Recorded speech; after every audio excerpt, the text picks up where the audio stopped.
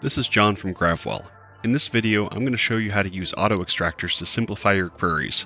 Auto-extractors let you predefine an interpretation for data formats that are not self-describing. For instance, if a tag contains entries in CSV format, you can use an auto-extractor to declare, this tag can be interpreted as CSV and the column names are X, Y, and Z. Here's an example. Zeek connection logs are kind of hard to understand by default. As you can see, they're just tab-separated values, not very easy to read.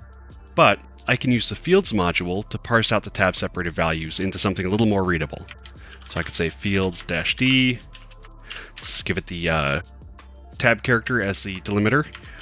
We're going to say the 0th column is TS,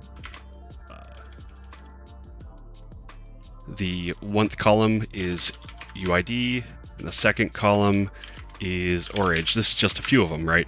And let's send it to the table. So as you can see, I've used the fields module to manually split out all these different columns into something named, something a little more usable.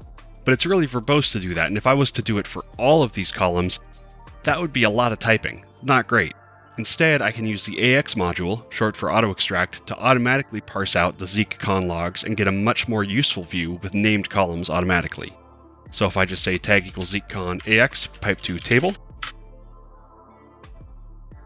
I see that I get everything split out, nicely named in a very usable table. This is a great place to start from. Let's take a look at the definition which gave me these results. Auto-extractors are managed through the Extractors page in the main menu. So I'll go to the main menu, expand Tools and Resources, and then click on Extractors.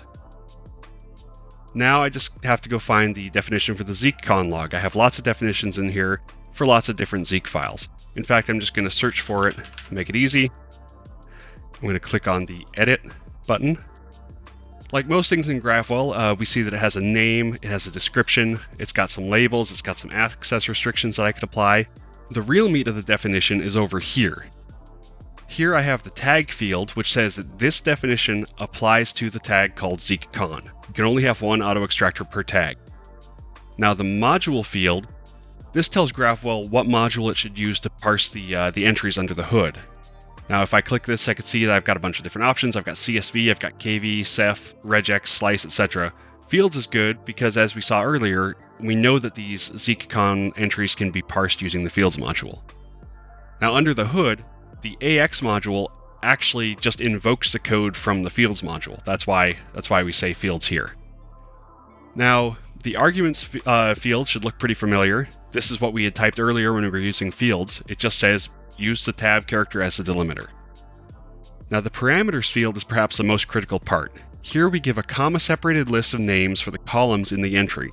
Gravwell will split each entry around the tab characters, because we specify that here in arguments. Then it will assign the names based on this list.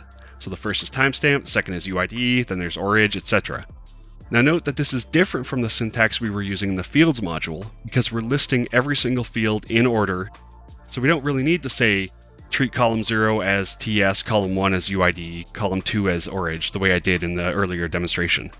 Now, I could put that in here if I felt like it. Both syntaxes are supported, as UID and so on. But like I said, that's kind of unnecessarily verbose, so I'm just going to go back and go with this.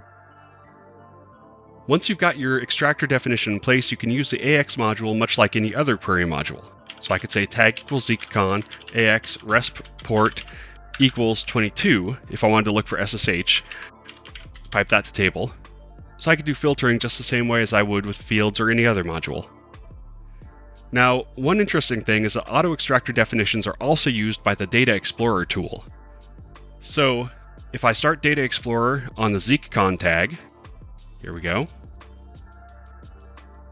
I'll see that it already knows how to parse these entries. It's got the TS, the UID, the orig, etc., because I already have an auto-extractor definition in place for that tag. Now, if I go and pick another tag which doesn't have an AX definition, let's look at Gravwell, for instance, the Gravwell tag. It's going to prompt me with a bunch of options for extraction.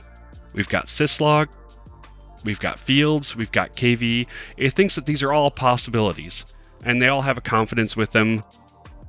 It's KV. We can see it's got some stuff that looks okay.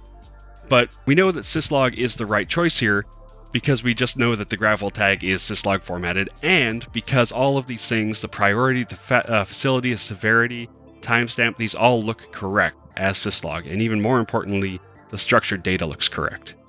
So once we say select on this, we're going to save it, and now we can explore the Gravwell tag. But even more interesting, we can go back to the Extractors definitions, take a look at this.